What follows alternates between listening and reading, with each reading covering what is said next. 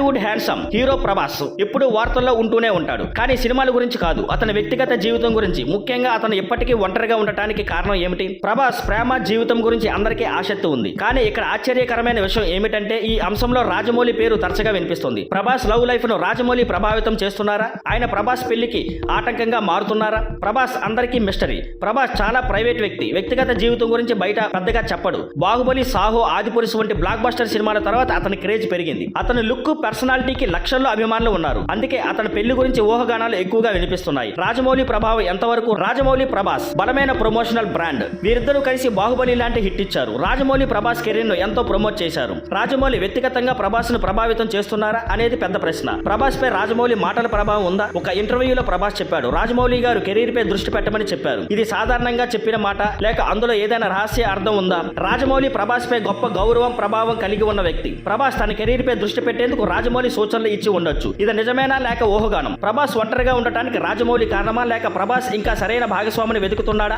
రాజమౌళి ప్రభాస్ వ్యక్తిగత నిర్ణయాలు ప్రభావితం చేస్తున్నారా లేదా ఈ అంశమంతా కేవలం ఊహగానమేనా? మీ అభిప్రాయాలు కామెంట్ లో చెప్పండి. మీరు ఏమనుకుంటున్నారు? ప్రభాస్ పెళ్లి ఎందుకు ఆలస్యం అవుతుంది? రాజమౌళి ప్రభావం నిజమేనా లేక పుకార్లా? ఈ వీడియోను ఎంజాయ్ చేశారంటే మరిన్ని సెలబ్రిటీ విశ్లేషణల కోసం మా ఛానల్ ఫాలో అవ్వండి.